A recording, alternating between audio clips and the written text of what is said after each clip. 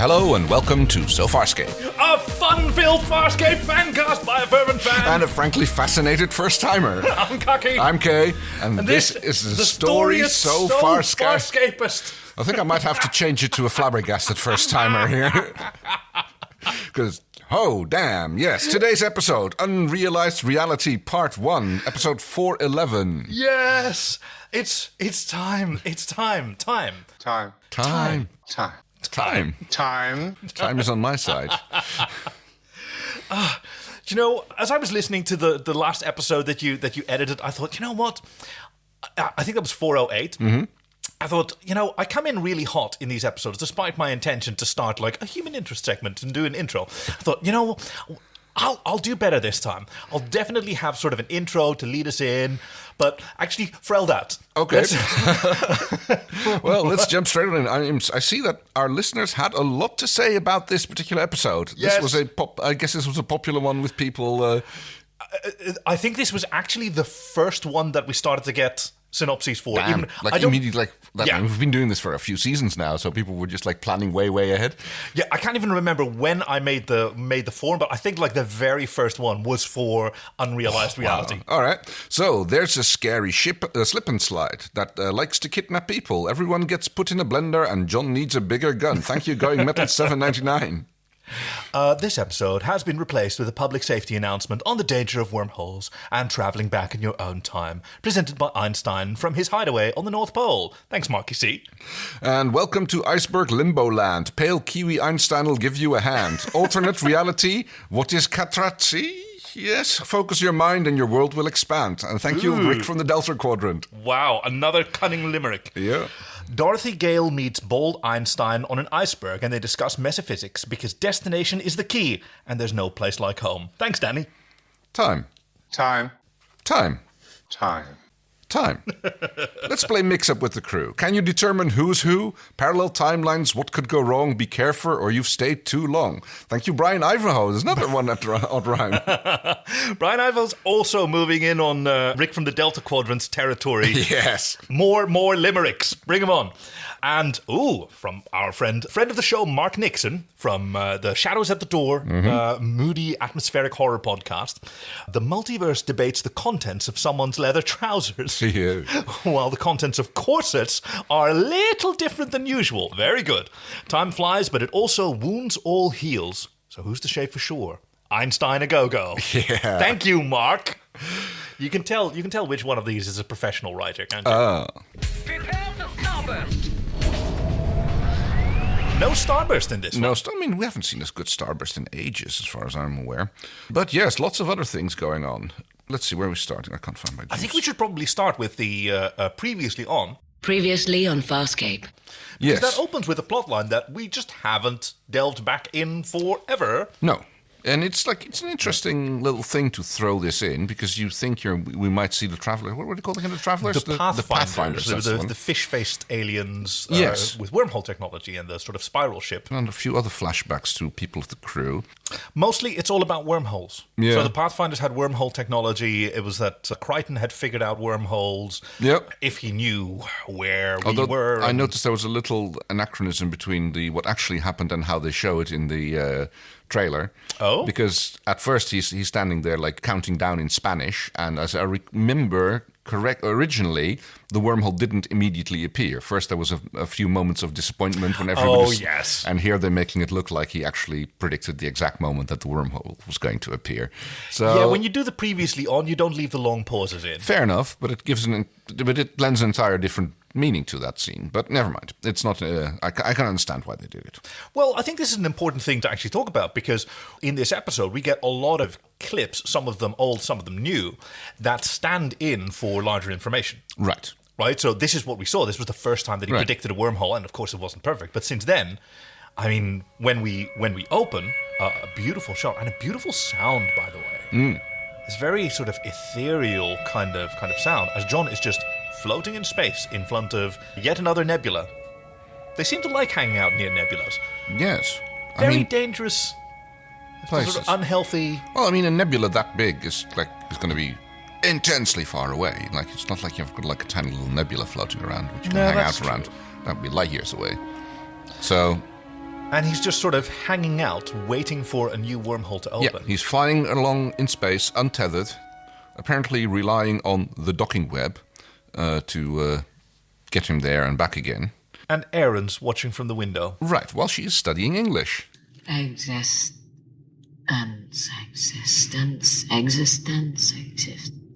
Yeah. I guess she's reading the script for Existence, or at least that's how she's trying to read the word.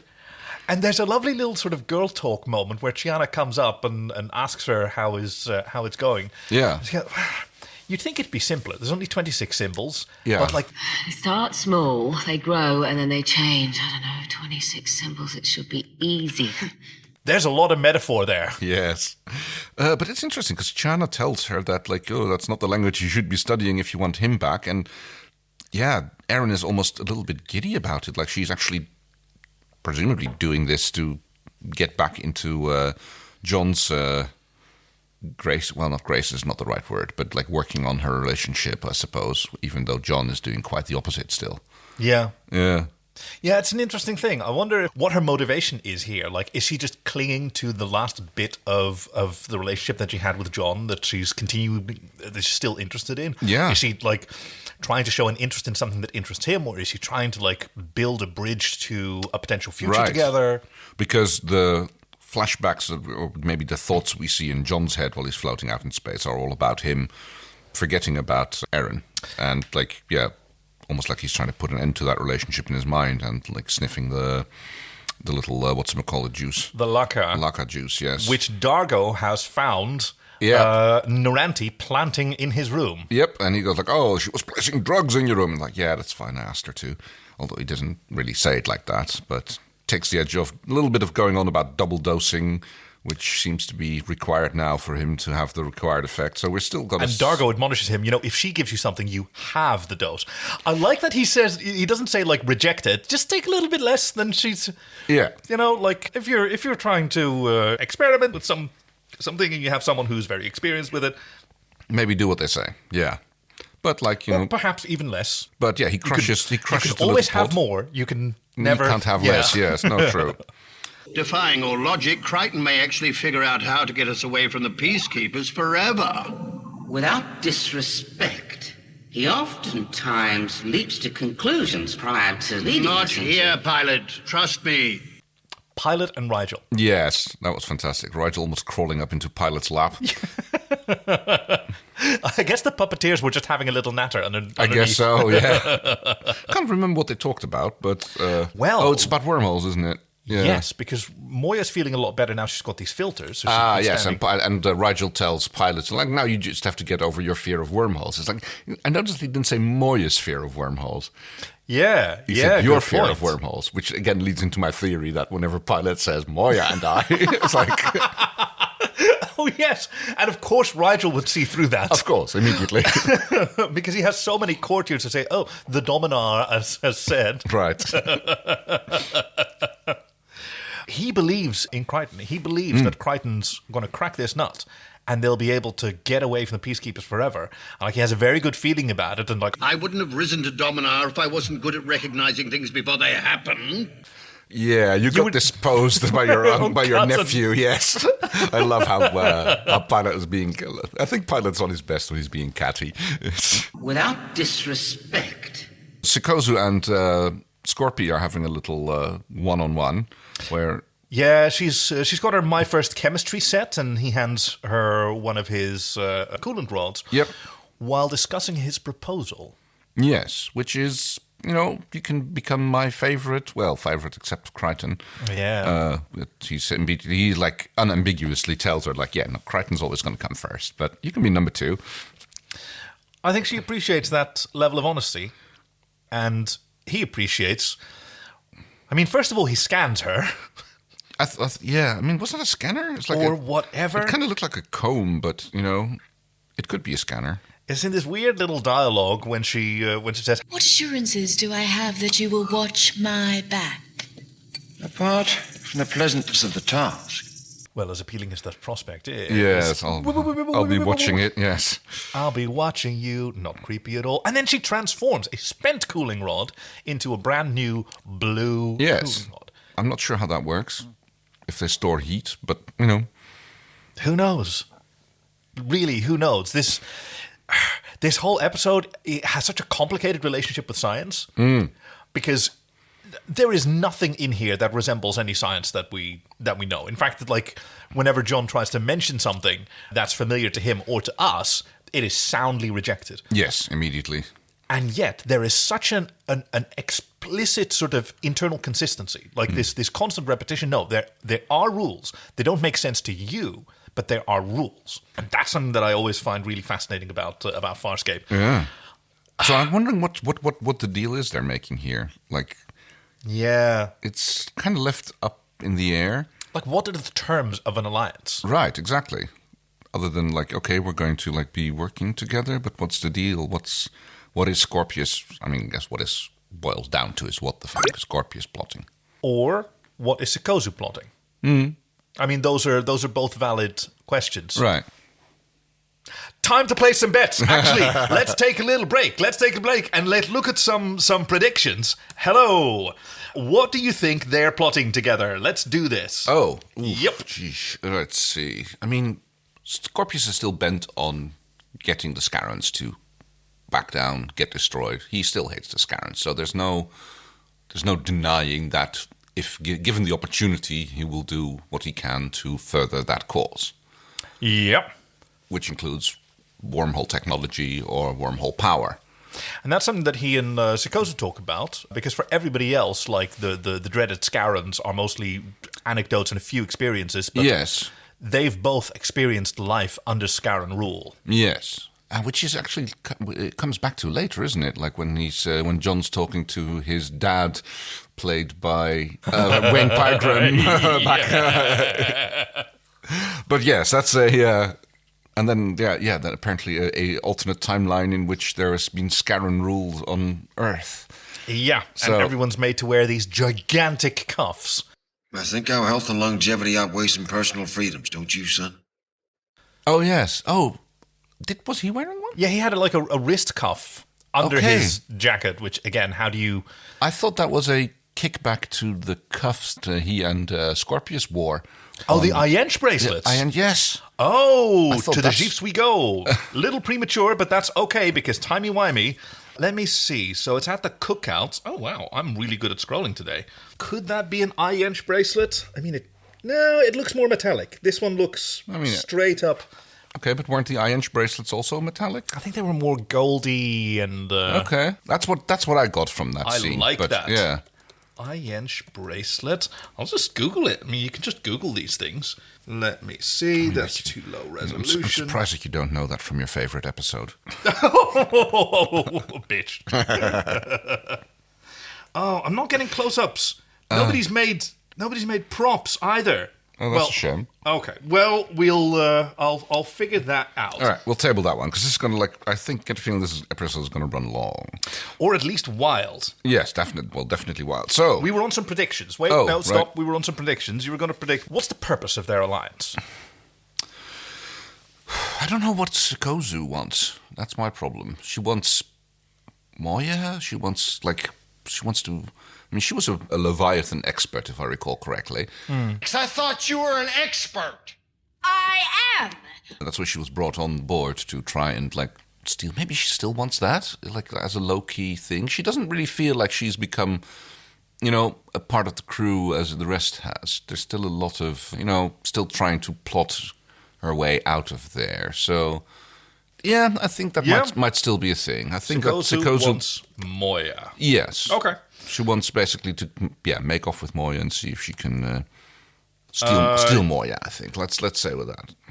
I'm a little behind on tallying, but you currently stand at you've got 700 points in the kitty. I'll put 200 on that. 200 that she wants Moya, and what does Scorpy want? Well, Scorpy still wants wormhole technology. Scorpy wants to level a blow against the Scaran. And let's make it a little broader than he wants wormhole technology, and he'll do what he can to make that happen. So I think he's trying to... I'm struggling whether I'm going to accept that, because that's a motivation, right, but not a plan. Oh, fair enough. What's the next step what's his going to plan? take? Oh, that's a good one. What would I do if I were Scorpius? We're on WWSD. So, let's see. I'm stuck on... It's like I can't go back to Commander Cleaverage. He's not going to get John to build him a wormhole bomb. So he's going to have to get some leverage. Okay, Scorpius is trying to get to a point where he can use Harvey, who he still has after he yoinked him out of John's head. So he's looking to get facilities where he can use Harvey to get the wormhole technology that was like stuck in John's head. Because Harvey knew, like as we learned in this episode. Excellent. So I think Harvey is not played out yet. All right. I'm going to do you a favor and make this two separate ones. So Harvey is still around. Yeah. Harvey is still around, and Scorpio wants to get to a facility where he can use the wormhole tech. Yeah. You got 500 points total? I'll put 300 on the first and 200 on the second. Awesome. Well done. Okay. Living dangerously. Okay. So, John, in the meantime, awaits the wormhole's arrival with bated breath. And it opens, and it's beautiful.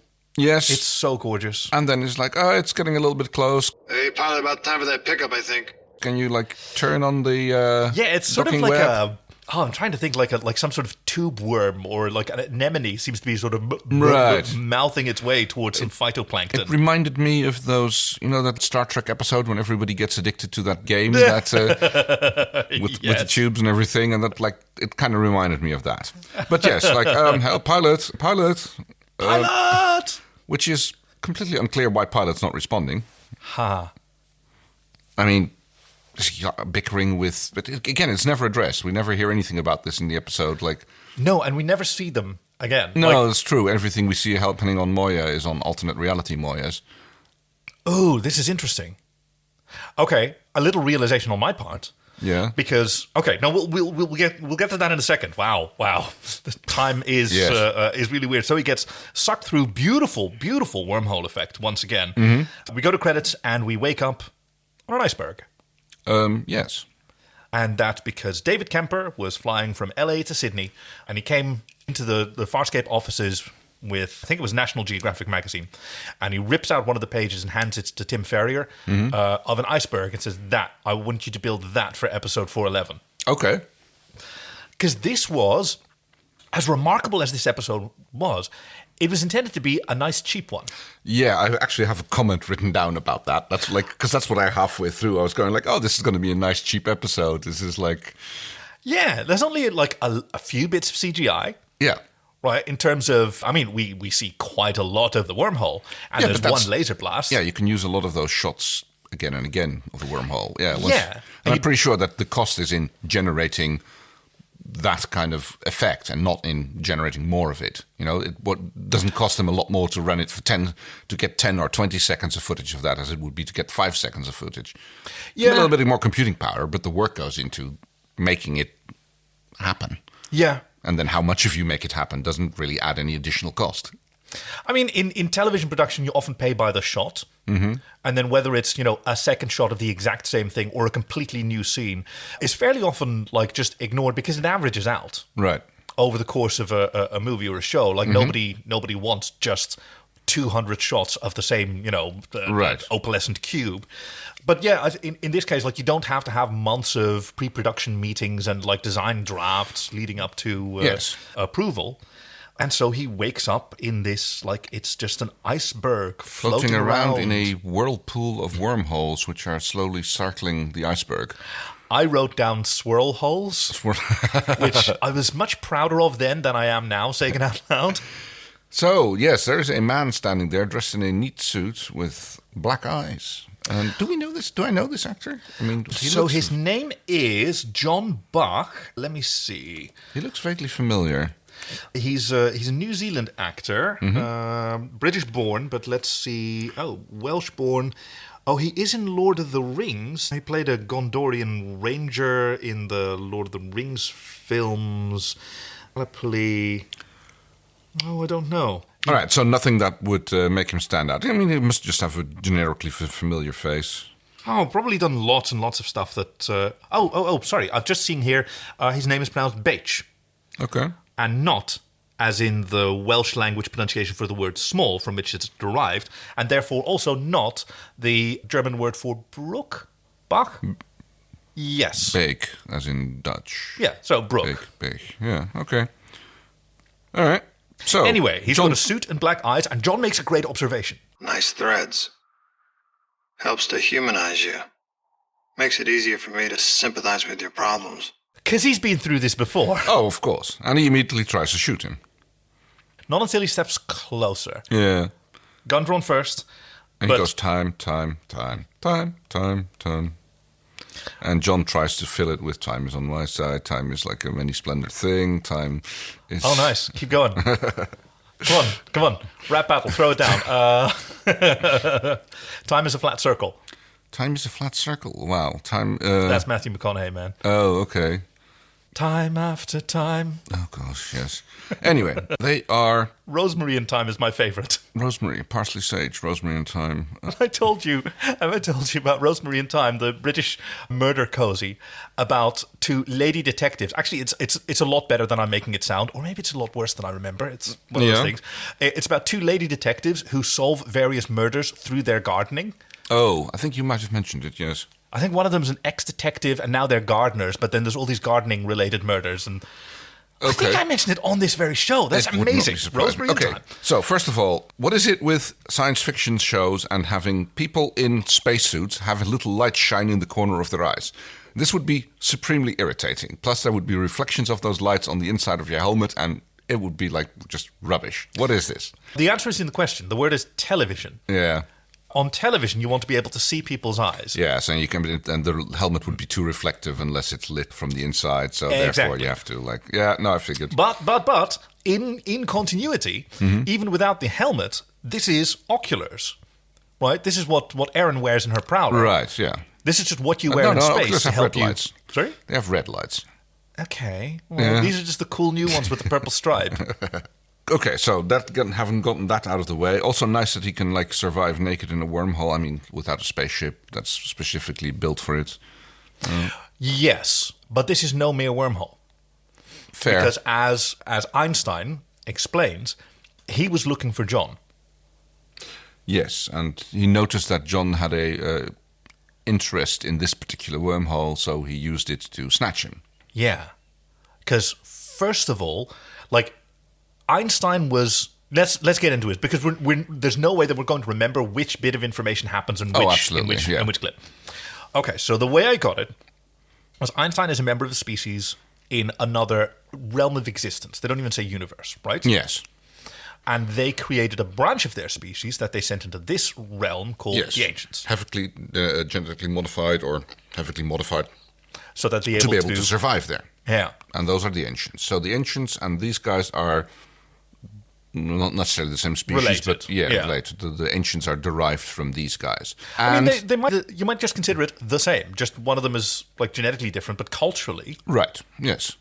And their existence shares wormholes with the one of the Ancients. This one's John's. Yes. And messing with those wormholes would be a bad thing. It's a risk to their existence. Right, because basically they tell you that wormholes allow space-time travel, but don't do the time part.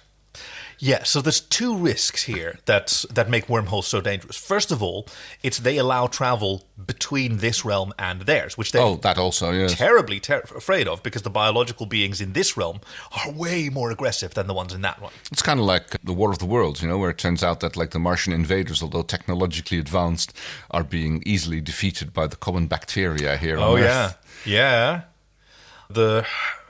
Who knows what existence is like? Existence, as would say, on that side. And the other is time. So, but that's only a problem for them, the first one. They just don't want anybody from John's side coming over to theirs. That's just okay, don't do that. And then the real warning is and don't ever travel through a wormhole back to a known location earlier than you last left it. Yeah. Because with this technology, not only do you have the chance to puncture our reality and enter there, but you can also completely rewrite your own. Yes. and create a unrealized reality, as they call it. There's even a brief moment where John goes, okay, so there's millions of me running out there, the quantum multiverse theory, and says, no, there's one and lots of possibilities. Yes. And any one of those possibilities could become the new real. Yeah. Yeah. Which is so fascinating because it would have been so easy to just go, oh yeah, multiverse, and then you're stuck in another universe and you have to live there, right? That's a familiar scientific concept. Right. And it's completely rejected. No, there is only one universe. There is only you, but it can potentially be changed by doing time travel. By whatever, yeah. And they also mentioned that, if you do happen to end up in the wrong place, quench the first thing that goes wrong. Ignore the ripples, fix the first problem. Fix the first thing that doesn't go the way it should go. And once that does, then everything should more or less settle back to the way it is. Due to the elasticity of time. Which is where we learn that both Harvey and Scorpius are aware of this bit of information.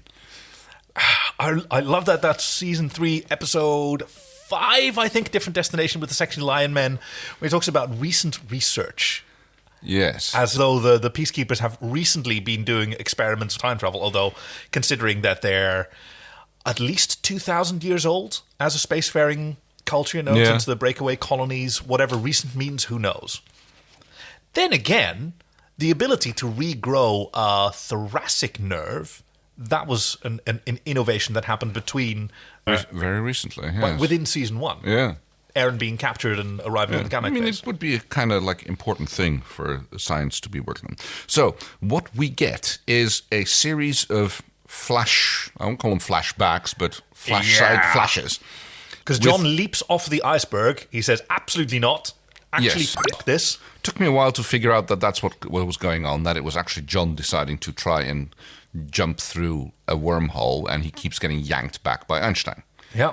Because, things start happening. He basically starts learning how to use wormholes from the inside. Oh, wow. Yes, exactly. He's practicing. He's got a teacher with him who can, pull him back. Oh, that's brilliant. Yes. And he's practicing his new ability. Okay, so in my first interpretation, even this time around, I thought it was Einstein trying to yank him back through whatever and teach him a lesson. But no, this is just where he happens to wind up when you do it wrong. Yes, then this happens. And Einstein yanks him out of the error that he caused by traveling through a wormhole. Okay, that's brilliant. This was such an overwhelming episode. I remember the first time watching it, it was way too much. And I think a lot of people didn't appreciate it as much as I do now. This definitely needs to be rewatched because there's so much going on, especially all of those later on flashback scenes when things get weird. I mean, it seems fairly simple now. He's just back in day 1. Which he actually says, whoa, day 1. Ayasa, yellow, orange jumpsuit, walking onto the command. Dargo's there. He's still got his green eyes. Yeah. Zan's there. Little One Eye. I must say there was a clever use of old footage and new footage. Right. Really well married. I mean, it's just... And I was like, we're back to pilot in a clamshell. Yay, because we were talking about that the other day. You mentioned it. Yes. We haven't seen a clamshell in forever. Yes, and then suddenly next episode, bam, pilot back in his old clamshell. But so it's an interesting reenactment of the scene. Some things happen the same. Dargo picks him up and tries to talk to him. He gets jabbed by the little... by the translator micro. At his request. Rigel, I noticed, is in his new outfit. Yes, because he had to interact with John. Yes. I did notice that sort of alien speech was edited slightly differently, at least on Dargo's side. It was using the sort of phonemes for the Luxon language that he's been developing, instead of the weird sort of phased wibbly-wobbly sound that they were using before. Yeah. John avoids getting spat on by Rigel, but he almost invites the tongue lashing from Dargo. He goes his neck, tongue, funk, and out. And he's back on the iceberg. All right. There's a question about where the information comes from, which John, declines to answer. But then he has flashbacks to when Jack, the Ancient, implanted them. And he go, whoa, stay out of my head. Yeah, it's this is Einstein trying to read his memories and trying to figure out what happened. And then And then we get these weird testimonials. Documentary testimonials? I know, right? I've got that written down. It's just like, that is so weird. So we have like the coach, we have the school teacher. Yeah, a coach, a priest, a grade school teacher, I would say, a girlfriend, and his science buddy. And another woman. Yeah, I'm not completely sure. Let me see, Farscape. I think. Oh no, wait. I think one of the women is a girlfriend or ex-girlfriend, and the other one is, I think, a colleague. Yeah, I'm just trying to figure out whether that was supposed to be the same character as his girlfriend in Rhapsody in Blue, which I think not. That's supposed to be... Okay, I think that's a new question. I think that's a new character, yeah. Right, because we've got the long-haired blonde with the hair loose, and then the brunette with her hair tied up. So those are, and I can't remember which one's the girlfriend and which one is the colleague. Oh, yes, of course. The girlfriend in Rhapsody in Blue was the sort of mental creation of one of the Delvians. Yeah. Played by the same actress, so that wasn't even... Okay. And they all have very, very good things to say about John. Oh, yes, he's such a great guy, and he's amazing, and he's good in bed, and he's such a great scientist. And they miss him so much. Yes. Like, poor DK. So I'm trying to figure out what's happening here. It's just like... Because this is clearly not a memory. So this is just... I guess this is Einstein trying to put information in John's head, because later on, they become much more negative.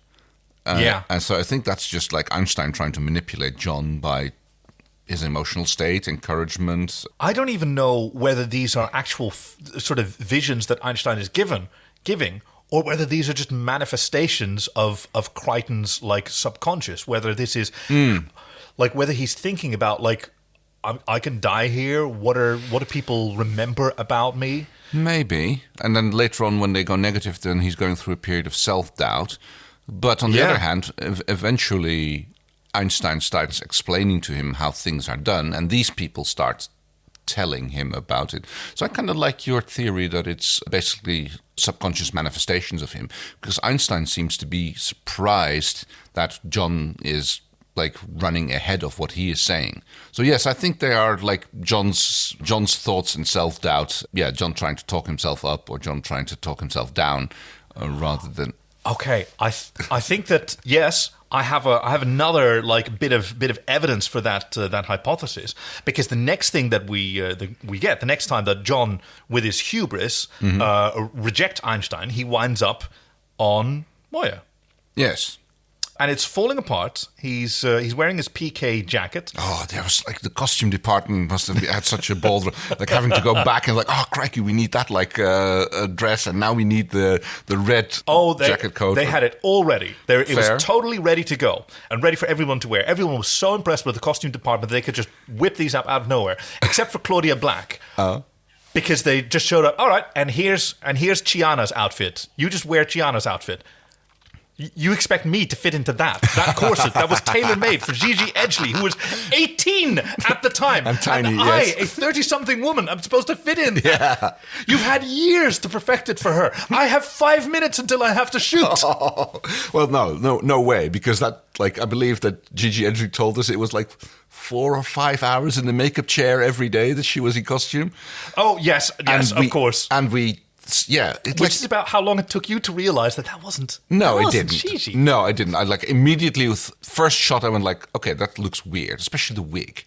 And then I was just like leaning in, and it took me. Took you a bit to confirm it. I immediately went like, okay, I don't think that is Gigi Edgley. I think that's Claudia Black, and I just like the length of time it took me to was just okay. Now I know for certain that it's Claudia Black.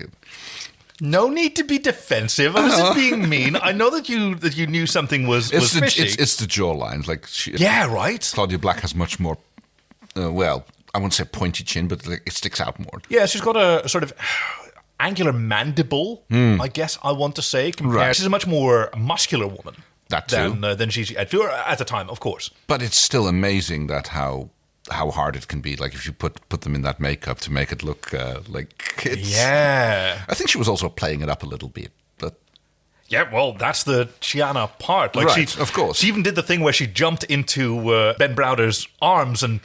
Pants, I thought you were going to say, but which is like clearly what she's trying to do. Come on, Crichton, we're gonna die. I just want to die doing something fun. Something I like. Which is lovely. Apparently, the rough cut of that moment, you can hear Ben Browder's finger snap because... Oh, he broke a finger? Yeah, it bent backwards pretty hard when she jumped into his... Oh, crikey. And he's sort of cool about it. Ben Browder, like, yeah, every season there's an episode or two where... someone gets injured. Yeah, he was actually expecting it to happen when they had to recreate the fight in the cell. Yes, I remember that one. Because he had to throw himself face down onto bare concrete. Oh, again. Which he was not looking forward to doing again. No, I can well imagine. There's this moment with Chiana, whom he rejects but is very confused by, because he does recognize that it's Aaron in some form. Yeah. So what does this say about... Okay, so... All right. Interesting thing here. Yes. Right at the end of the episode... I mean, again, no spoilers here because it's this episode and we expect people to have watched it. He ends up in orbit around Earth. Ooh. And he's like, oops. And considering that, intent is part of the traveling process, I'm thinking at the beginning he is learning how to use this ability, how to find the right wormhole. Yeah. There must be some sort of intent or desire or... will for him from John's perspective, leading him to each of these unrealized realities. So there must be something in him desiring, Aaron, but with the eagerness and attention that Chiana, I'm just maybe not on a conscious level, but on a subconscious level, that all of these things that we see represent something that he desires or something that he thinks would have been better. That is really interesting, because I was going to counter it, or at least with my original interpretation. This is where you wind up when you don't focus on what you want, right? Then you can just wind up anywhere where things that you don't want or never thought about. Right. But your interpretation is much better because, intention is the key, destination is the key, and so if you're exiting a wormhole, then it could be anything that's lingering in the back of your mind. Yes. That can key in. So, I know that very early on in season 1, a lot of people shipped Chiana and John. I thought that was an interesting pairing. Mm-hmm. Certainly because Chiana was mysterious and she was a much more sexual creature. I'm sure that appealed to a lot of people. Of course, John's heart was won by the radiant Aaron Sun. Yes. But hearts are complicated things, and desire is never... the heart wants what the heart wants. Right, and it can be many things in different forms. And, maybe this would be some version of a fantasy that he at one point had. What if these two women were the same? Yes. So this leads to the first bit of explanation that Einstein does. What you experienced was real. This is not something that you made up or something that only happened in your head. This was real. And he points at the hair that he's still holding in his hand. John doesn't believe him. Until he sees that he's still holding it and that was real for the Well, even then he says you created this. This could be all part of this iceberg world that you've created. I don't think that he believes that. No. Because this is the exact moment where the sort of testimonials turn on him. Yes. So his emotional state was full of hubris and confidence up until this point. Mm-hmm. And now he's full of self-doubt. Because he's actually convinced. He's putting on a brave face against Einstein. So he gets his Zizan again. As a Pa'u, I'm generally the teacher. But with John, I learnt as much as I gave. Oh. And Jewel and...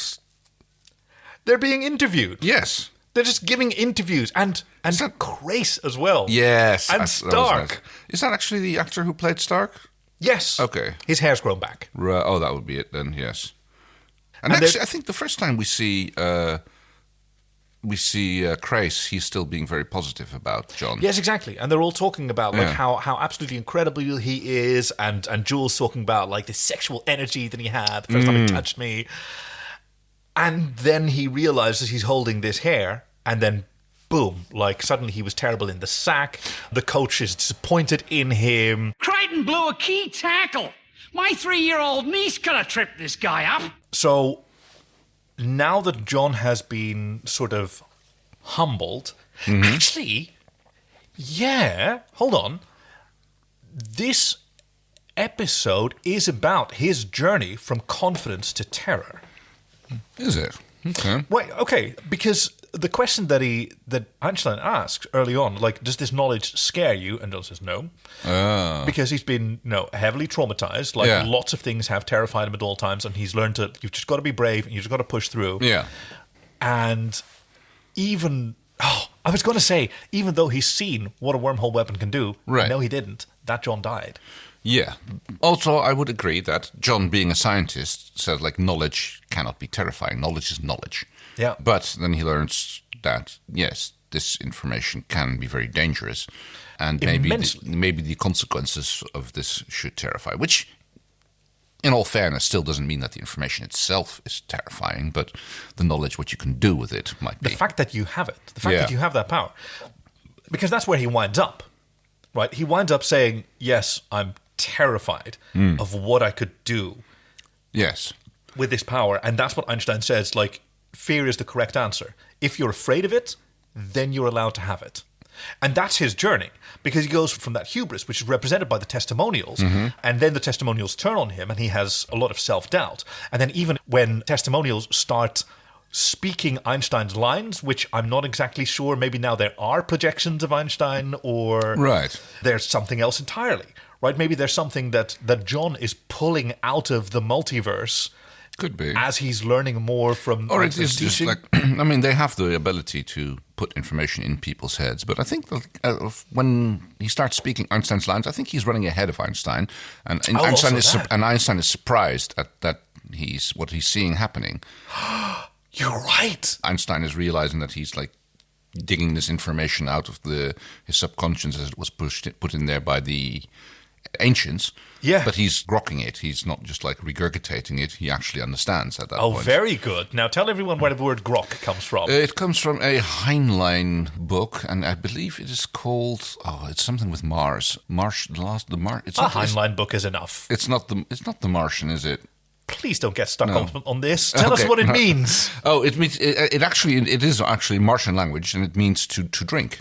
As in, it's about water becoming a complete part of you, and so it means complete understanding of subject matter. Whoa! Yeah, that's what's happening here. It's immersion learning. Yes, right. Yes. Literally, he's being dumped in the swirl holes. And yes, he's learning how to learn absorb. how to swim. He's absorbing it. Yes, and this leads into what I think might have been the scene that you were looking forward most in this episode. I'm so disappointed by it, because he's zapped back onto day one and he recognizes, oh yeah, this is a dream where I wake up naked, and then he fucking doesn't. Why would you deny us this? I know for expedience, because it would have required Rigel. Otherwise, Rigel is the one who gives him his clothes, I think. Oh, well, I was talking about the scene where he, like, wakes up in the cell with That's Aaron. what I'm talking about. Right. Oh, it is now. Except, unlike in the original pilot episode, he wakes up with his shirt on. Yes. And he goes, thank God for small mercies. And I yell, fuck you, Ben Browner! Fuck you, David Kemper! How dare you! We get so little shirtless John. And I love the exchange that they have, because, like, he preempts Aaron.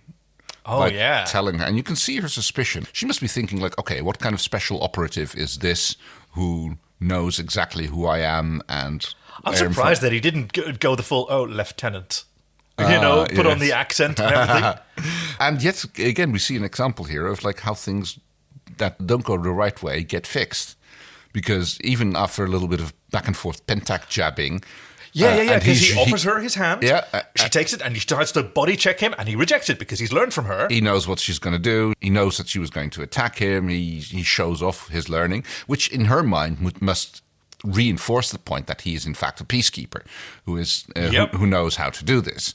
But then again, I guess he trusts a little bit too much on his attendant, because eventually he does basically get kneed in the groin, gets thrown across the concrete floor, as you just said. Oh, that's another hefty chin bounce on the concrete. And we end up with another shot of Aaron straddling his chest and pinning him down, hand on his throat. Kicking right arm, and then straddling his neck. The hello.gif, as I've made for our So Farscape friends. Welcome to the channel. And does she end up breaking his neck in the end? That's what it looks like to me. Yeah, that's what I thought too. I think she's completely unsatisfied because in the original version of these events, where she didn't have her wonderful new hair, which I think is a wig. I mean, it was described as a 3/4 wig, so the front was her own hair. Whatever. Yeah. Rigel was there, and then the fight got broken up. Oh, okay. Yeah. Because Zahn and Dargo arrived. But yeah, Snappy Nicky and Bat John is back on the iceberg. You know, this... One I wonder hour in. if this sort of is the first moment... Because there's a through line here, which is, in the next sort of flashback, he's a peacekeeper. Yeah. Right? Or he's a peacekeeper agent. Or maybe he is a peacekeeper. So maybe he already has the peacekeeper paper neck here. Oh, yes, of course. Sorry. Took a bit to get to that little joke. Oh, yeah, so this is where we get the explanation about the rippling and changing things and like fixing them. Because he demonstrates throwing the ice cube into the pond and what the effects are. And John asks, why not just kill me? Which is what Einstein said that he was going to do. Yeah. And Einstein says, I trust the one who trusted you. So he's really curious. In fact, there's this whole chain. Like, originally it was Einstein who sucked Moya through a wormhole at the end of season 3. Yes, as we learn. And we find out that it's because he was expecting a Pathfinder vessel. Because Moya still has the Pathfinder beacon bonded to it. Right, yes. That's what drew Einstein to Moya. Makes you wonder what Einstein told pilots to, like, not talk about what happened, because pilot was definitely like, we're not talking about that. And also, maybe this is why Pilot didn't respond when the wormhole re-emerged. Oh, very good point. I have no idea. Maybe their comms just weren't working, or maybe Pilot was convinced or programmed or whatever. Right, yes. No, very good point. Like, we need him here, so let's leave him in there. That's a very good point, yeah. Because John intuits this as well, so that's why you released them. Right, because none of the people on board Moya when she was captured knew about wormholes, but he did. So you released them as bait to find me. John mimics the throwing, and now we see him in his sexy peacekeeper gear again. Oh, the red top jacket. Oh yeah, the captain's uniform from A Bug's Life. Unfortunately, he doesn't do the lieutenant accent, but no, it doesn't matter. Braca's still completely moon-eyed. Okay, so I'm assuming this is Claudia Black again, but now made up as Sikozu, right? No, this is Rayleigh Hill. It is? She looks so different. I mean, I was like okay, is this another... You're right that she does look a little bit different. She looks very different here. I don't know that it's not her. I don't know, right? Actually, I know that it is her because Rayleigh Hill talked about, like, she always liked to do her own stunts. Yeah. But there's one stunt here where she has to run along the glass walls as they're being blown apart, and she left that one to her stunt person, who is much more capable because she was terrified of doing it wrong. Fair enough, because I was like, this is where I have a note saying we have a good firefight expensive shot, because this is like must have been a really expensive shot to do, because there's wire works, there's like glass explosions, there's like it's quite a firefight we get here. This whole episode costs 2 days less than a regular Farscape episode. Okay. They saved a huge chunk of budget, which they all sent to the creature department. Yeah. And they filmed this in, I think a regular filming is like 9 days or maybe 7 days. Mm-hmm. So this just took a huge percentage of their filming time, and they still managed to do this, which is absolutely incredible. Yeah, this must have been like one of the major shots. So this is on a Peacekeeper command carrier, and Lieutenant Braca is there. He's such a little simp. He's so in love with Captain John. It's adorable. And introducing him to the Scarran spy. Yes, who needs to be interrogated. And he just goes like, yeah, take her off. Take those cuffs off. We'll deal with it. What does he show her? Because he walks over to the window and there's something on the other side and I can't tell what it is. I think it's a prowler. It's a prowler bay that they're looking down over. Right, so it's one of the wormhole prowlers maybe?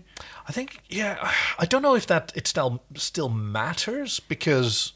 I mean, this set used to be Opus's Gamak base. Yeah. But that command carrier was taken now over by Grazer. Yeah. And is not part of... was destroyed. So this could be any old command carrier. I have no idea. But I think the more important thing is, like, he's trying to have a word with Sikozu. Frankly, my dear, I don't give a damn. I'm just trying to keep you alive. Or is he? Yeah. Because he also says to Braca, watch and learn. Because he comes out of this. Yes, we have the huge firefight, which is absolutely fantastic because she doesn't trust him, grabs his weapon, shoots 2 commandos, jumps up on the window. The glass breaks again. Yeah. Braca ends up getting shot right in front of John. Like, is Braca doing this? Like, no, dive. He's not. But he's kind of. No, he's not. He was doing a sort of John Woo jump dive to shoot at her, which John stopped to use him as a human shield, a separation shield, pardon me. And then, she says, weak species. She's gloating as he shoots her. And as he shoots her, he smiles. Right, And then John comes out of that and says, wait, that's not me. Because he experienced not only a different world, but a different him. He experienced being a different John Crichton. Fair point, yes. Oh, I hadn't considered that, yeah. That terrifies him. Yeah. And Einstein sort of standing over him, and John kicks him away. Actually kicks him, and he falls. Yes. Kind of surprised that worked. Sorry, yes. Yeah. Because he says, that's not me either. Yeah. He brought some of that aggression. And Einstein seems to be, really afraid and, cowering away from him until he convinces him, yeah, go on, here's my hand, grab my hand, I'll help you get back up to your feet.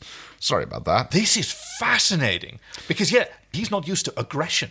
Good point. Well, he did say the species on this side were much more dangerous. And he does a little delve through John's mind, I guess, a little history, including what he sees about Rigel being dissected.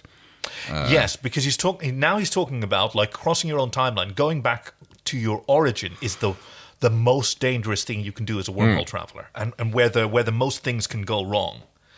Speaking of things going wrong, their whole sort of reality is collapsing. Yeah, because apparently Einstein can only hold it together for so much longer, and the iceberg starts cracking, and there's a little drift there for a moment where they're sitting on different ice floes. Yeah.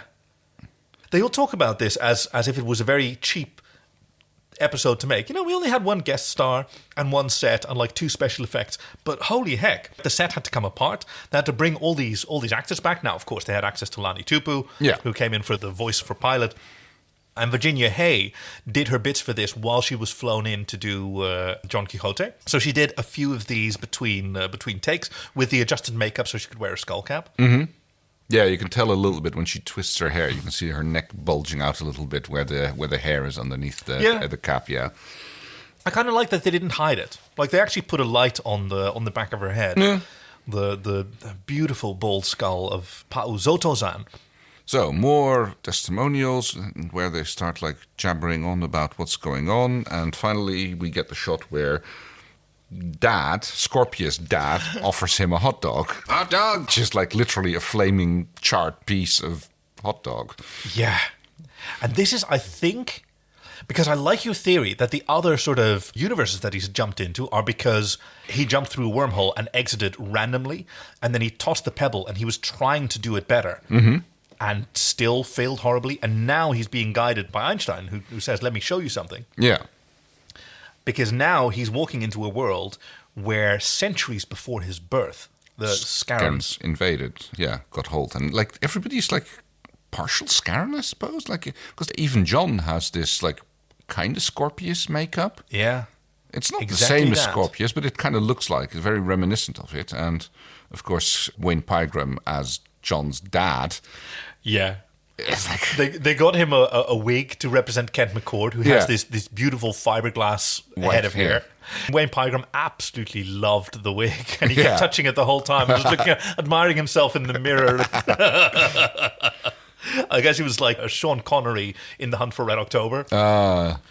Fantastic toupee, because apparently now they live in a world where everyone wears these gigantic cuffs, as Dad says, a little personal freedom in exchange for far better genetics. Yes. And they like their food on fire. Apparently so. And John does a little a better state of being in exchange for freedom. It's isn't that worth it? No. Because he wants to be a pilot, which I guess is rebellious. Well, Dad confides in him. Yes, I still want to walk on the moon. A line that we couldn't hear. No, we had to turn the subtitles on to find out what he actually said. So maybe even this version of Dad was still encouraging him to be his own kind of hero. Yeah.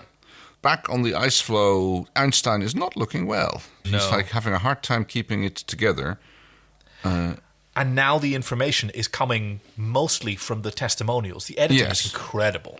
I actually found it a little bit jarring at points, the amount of cuts, especially when we get into the point where there's like the wormhole flying through scenes and it jars back and forth rapidly. Yeah. Many times. There was an interesting line in there. The only destination you can realize by design are those of which you have foreknowledge. Okay. So this immediately, like, I didn't catch that my first time around. Mm-hmm. So this is like completely new for me. So I'm super excited by it now. The very first time that we saw wormhole travel. Yeah, was in the first episode. Where John had no knowledge of wormholes. Yeah. And no knowledge of where he was going to wind up. Right. So it was essentially random. Was it? Because this statement, the only outcomes that can be realized are ones that you have foreknowledge of. Oh. So how did he... How could he wind up anywhere that was real? Or is he already in an unrealized reality? Or... Yeah, but once you get stuck in an unrealized reality, that becomes the new reality. At least the people within it. Yeah. Like the ancients, or the ancestral species of the ancients, which I don't think is named Einstein's species, they might be able to tell the difference. Like, certainly he's able to identify a brand new unrealized reality before it fully solidifies. Right. But once it does, maybe it just goes... I mean, that would be in line with the no multiverse thing. It's like... Or maybe that was on John's mind when he got caught up in that wormhole. Like, he was dreaming of outer space. He always wanted to be an explorer, something like that. Yeah, but then he would... That's not foreknowledge. That's forewishing, I suppose. But that sort of ties into your hypothesis. Is there such a difference between foreknowledge and forewishing if the unrealized realities are essentially infinite? Well, that depends on what they meant by that line, but yes. Yeah. It's because also there is the elasticity of time. Yeah. That if you want a particular outcome, or time can sort of blend to suit it. Yes. Well, speaking of time blending... yes. John gets jumped back onto Moya, and now things are getting weird, because we still have Claudia Black as Chana. Yes, it's the same one that he just left, so yes, he ripped the hair out. Yeah. But now we have a weird Dargo Rigel mix. Two of them, actually. Yeah. So we have... Stark played by the actress who plays Kozu, I think. Yes, very good, very good. Talking about my love, your Jewel life. is also a hybrid, is also been hybridized with Dargo. Let me find the quote from the visual companion novel. Thank you to our Patreon supporters. I think, I think they just got the makeup department completely blotto, and then go nuts. And it's like... So, first of all, David Kemper went up to Dave Elsey and what do you want to do? And well, obviously I want to do Scorpius as Crichton's dad. But then after that, all the actors sort of got to choose their own. Okay. And one of the first one who got to choose who they wanted to be was, let me see, Anthony Simcoe. And Anthony Simcoe says here on page 41 of Farscape, the Illustrated Companion, Season 4, he says he wanted to play Jewel because I wanted breasts, okay? Wow. Fair. Jewel is so different from Dargo. Plus, I thought I wasn't going to be under so many prosthetics. But the costume was so uncomfortable that by the end of the couple days shooting, I was praying to go back into the Dargo makeup. Gigi Edgley had the same experience playing Naranti. Oh, that was it. I had a hard time figuring out who that was, but that was Gigi Edgley. Also because she was blue, right? She was Zan Blue. Yes. And she had these eyebrows, and her experience was, whoa, when you're under all those batteries and prosthetics whirring around your head, and people look at you different. And who's playing Rigel? Melissa Jaffer. She's Naranti. Oh, right. Fair enough. Everyone else had chosen theirs, Yeah. and she was the new girl on the set. So she gets veteran actress. Yeah, but still, a new one in this. Which she's found a little bit frustrating because the sort of animatronic on her head, she had the mobile bits around her, were apparently built similar to the inspiration or similar to the design of the puppet. Uh-huh. So she had the battery for all those servers in the back of her neck. Oh, that's annoying. Yeah. Yeah, so she couldn't really move her head that much. Yeah. I think she would have preferred it if wires had been longer. Yeah, and you can tell that there's a lot of like shoulder movements as she's moving around. It's But all of these are spectacular. Do you have a favorite? Oh, I think it's probably. Oh, I mean, it's either going to be It's going to be puppet Captain Dargo. So Rigel as Dargo. Let's do it as that. And you have Dargo as Jewel. I think, no, Rigel as Dargo just looks like a weird dwarf from Lord of the Rings or something. He even talks like it because Jonathan Hardy can't keep an accent straight when it's not. No, I think like Dargo as Jewel is my favorite here. That's... Because like you get the high forehead, but then you still have the beard, and it's like and the tinkas and everything, and the corset. There's so much. But combined with the red curls, it's fantastic. I think that has to be my favorite. And the screams, and which everybody starts doing at some point. Oh yeah, there's a huge scream montage, which I will not be editing into this episode. You're welcome. Because apparently the ship is under attack from a command carrier. Yeah. And they're taking pot shots at Moya. I'm trying to think, like, is Zan supposed to actually be there? No. We're messing through all sort of different timelines because we get cuts to actual Jewel, actual Stark, actual Zan. This was a very confusing series of shots. At one point, I had literally no idea what was going on here. It's just like... Yeah. Yeah, there's no... Yeah. There doesn't seem to be a purpose. There doesn't seem to be... It was just like basically them frelling around and having a good laugh at it and being spectacular about it. But I don't think there was much story plot or development happening here.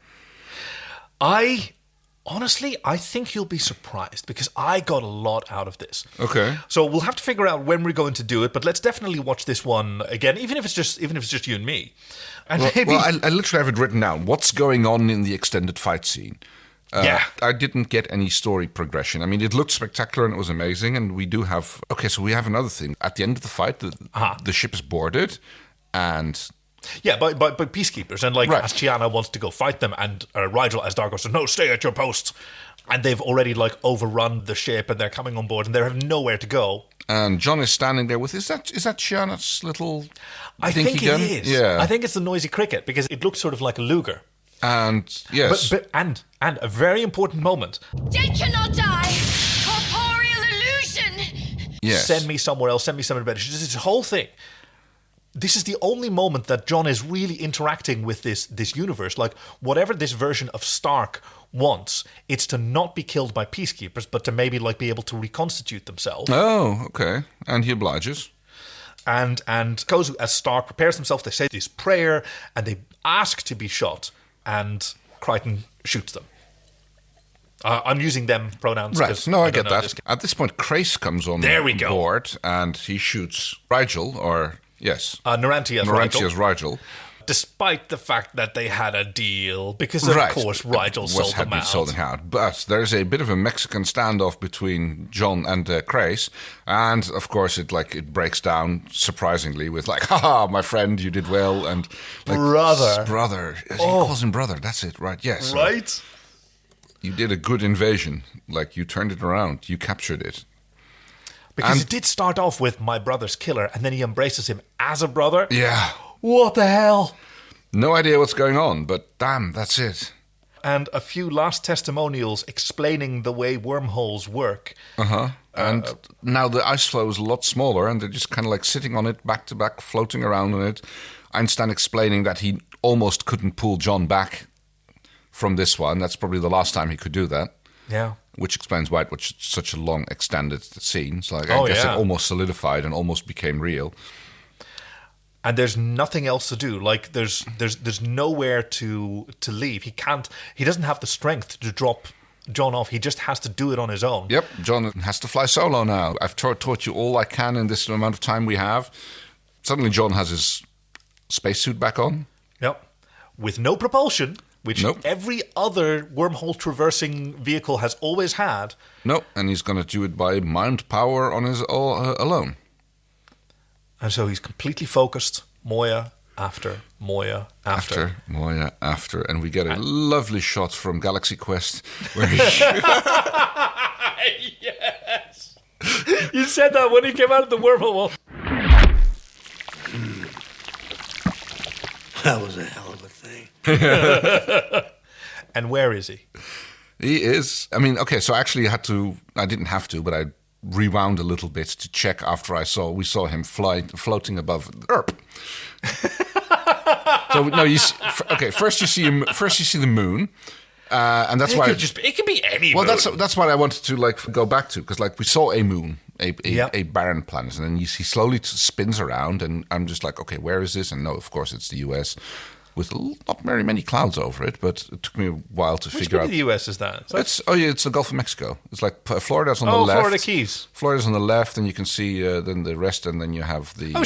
Canaveral. Yeah, that's not the Keys. That's Cuba, but never mind. You can't see the Keys in this shirt. Yeah, and on the right you see Baja, that little worm, that little stick out. It's pronounced Beja. Beja Peninsula.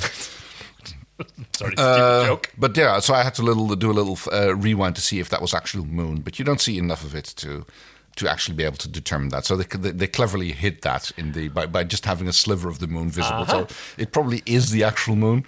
I mean, I'd have to pause that shot and then compare it to see whether or not it's. Oh, I'm sure some wonderful, wonderful nerds have done exactly that. Right. And he smiles, and then his smile fades because he remembers what he just. What would you just told? Yes. The thing you just learned. Oops. Yeah. Gigantic oops. Right. Yes. We don't know when he is, but he is back on Earth, and coming down is going to be a bit tricky because there's no Moya, because he tries to radio for Moya. The last few times that you were helplessly floating around in space, at least there were spacecraft available that could sort of fetch you, but not so right now. Yep. If this is even Earth. I mean, it sure looks like it. It's. Hey, Kay. Yeah. You made a prediction in season 1, episode 1, that John was going to return to Earth at some point. Well, yes. Here's a huge thing. Do you think that this is the moment when he returns to Earth? And help me out. If there's some way, do you want to double the points or halve the points? I mean, either way, it's a massive point value, considering that you get a multiplier per episode that is taken. For 4 seasons of interest on that. Yeah, exactly. Okay, so, is he going to be able to do? Okay, we've seen a lot of stuff where he's been like how horrible it would be for him to go back to Earth in this episode. Pretty much everything that showed him on Earth was negative. Oh, wait. Hang on. We weren't doing points yet then, so you actually don't have a point value. No, I guess not. No, it's fine. So okay, here's what I'm doing for you now then. Yeah. Do I want so there's this massive multiplier that I can't calculate. No, whatever. Yeah. Yeah, this is where I'm going to put you. So you can tell me whether he is now actually on Earth or not. And the points that you earn with that prediction will be added or subtracted. Okay. If you get it wrong. And then you get to choose how many points you will be adding or subtracting depending on whether you're right or wrong. And I'm forcing you to choose. All right. Okay. So you can try to force me. I think he is at Earth, but I don't think he will be on Earth. What does that mean? As in, he's not going to go get his feet on the ground and talk to people. Okay. I think there's going to be some sort of, exchange spaceship. I mean, there'd have to be some weird stuff where he jiggies the communication system to call people, and that just happen to be a space shuttle in orbit, which would just happen to be able to get into an orbit that he is in and to happenly to get him down. So I don't think he's going to. You don't think he's going to set foot? I don't think he's going to get boots on the ground. I think it is actually Earth, but I think there's going to be wormhole shenanigans that will get him. I'm going to do you a favor again. I'm going to split it into 2. So he is at Earth, but he won't set foot on it. Yes. Is at Earth. He is at actual Earth. John won't set foot on Earth. Okay. I have forgotten what formula I was using for that. I know I had this hubristic idea that we do a huge multiplier. Whatever, we're getting so close to the end, it doesn't matter. Oh my God, what an episode. Yes, absolutely. She gives me a Woody. She gives you the willies. So, let's see, what kind of Whitleys do we have? Let's see. Okay, so the lights in the corner of his eyes in the helmet, that's a little bit potential for a Willy, but I think the only thing that I have against this episode would probably be the lots of flashy, nervous cuts. Right, yeah. that, especially earlier on in the episode, that was kind of irritating me. Like the super fast cuts between wormhole travel and things happening, and it's overwhelming. Yes, absolutely. So that, I mean, I guess I have to say that would be my willy for this episode. Yes, I actually will join you on that. Like, it's completely overwhelming your first time around. It's just so much episode. How written by David Kemper, a really fantastic script, and just so much. But then where does your Woody go? Early on, contender was pilot's cattiness. Which... Oh, we haven't even talked about that. This alternate pilot was just so fucking well called. Then gets worse, morons. No, Pilot, I was kind of disappointed that Pilot didn't get swapped around in the character swap and messing things like Pilot was still Pilot, but I understand why this would have been like almost impossibly implausible to get around to doing. Oh, they could have done it. They could have. Wait, stop, handbrake. Who would you want Pilot to have swapped with? Oh, Pilot. I mean, Pilot swap could have been... I mean, Dargo would have been hilarious. You know? Wow. So, yes, another good candidate for the Woody. Sorry. Pilot and Zan. Oh. Can you imagine that as a hybrid? That would have been amazing. Yeah. Ooh. I imagine something like some sort of cephalopod or cetacean. Okay, sorry. Yes, your Woody. So, second one. I keep interrupting your Woody. I know, I'm really sort of... Okay, the other strong candidate was the firefight scene aboard the command carrier. That's good. That was just like really good wire work, and like with the windows breaking and all. Yeah, that was a really great shot. I'm glad to see that you're getting into early 2000s television firefights finally. But no, the actual thing is that gets my Woody was how the makeup gets more and more frelled up in the final scene, where like all the characters swapping and all the like bits from one stuck onto the other. The makeup department definitely gets my Woody for this episode. A double Woody for the makeup department. Mine too. Dave, Elsie, like what they managed to do.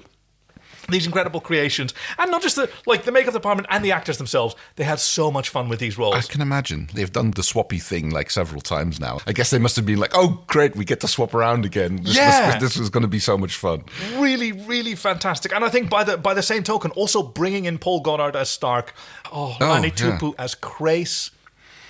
In character, both like in the testimonials, which we still don't know what they are, and the actual Crace in this alternate unrealized reality where he is brothers with John. Yeah. Oof. And for me, it's a completely Willy-less episode because coming back to it, I don't know if I've rewatched it since the series came out, because I think...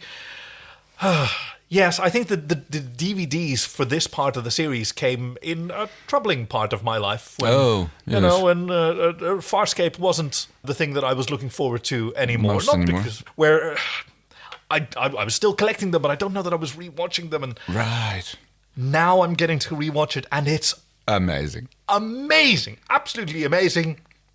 Actually, no, my Willy goes to the school teacher because she's the MVP of this episode. Okay. So she explains to him, hey, you didn't forget an A. You wrote an essay about Mark Twain. Yes. Which is such a powerful school teacher move. Like, no, I'm not forgiving you for that. And she was very catty about him as well. Like he was never, you didn't amount to anything and rubbish and And then she transforms into this teacher explaining, absolutely amazing. Lovely. All right. And that's the story so Farscape. Yes. Please join us next week for another Tales of the Terrorized Territories or something. I love it. Tormented Space.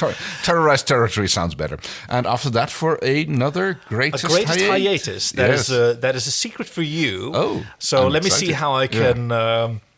It's that episode from the other show that you would show Kay if you wanted to sort of mess with his mind a little bit more and explore some other unrealized realities, some other could-have-beens. Okay, this sounds like interesting. It's from the other show. The other show. And I think it's like season 9 or something, but yeah, the other show, that episode with the other stuff. Right. That's the one. Well, thank you for... It'll be in the show notes. Look in the show notes. Hey friends, it's your pal Kaki from the future, just sneakily letting you know, now that Kay has actually edited this episode and he's probably not listening anymore, what we're going to be viewing during the greatest hiatus is Stargate SG-1 Season 10, Episode 6, 200. An episode featuring Ben Browder and Claudia Black, and a little Farscape reference that thrilled our hearts. If you haven't seen it yet, you should check it out. It's totally okay if you haven't seen any Stargate before. I think you'll have a lot of fun, or you'll at least be bewildered, which is kind of where Kay is heading. Anyway, have fun. Thank you for joining us. And you can find us on sofarscape.com, at sofarscape on Facebook and Twitter, sofarscape.com/links. You can support us on Patreon, as so many have done. Thank you for helping us buy this recording equipment. We actually have a little bit in the kitty, which we may be spending on something stupid, as promised, pretty soon. Send us your submissions. The season is running out. There's not that many more opportunities Halfway through. Clever limericks or haikus or whatever else you want to throw at us. That's sofarscape.com/submit. We absolutely love you. Thank you for joining us. I'm Kaki. I'm Kay. So Farscape, so good.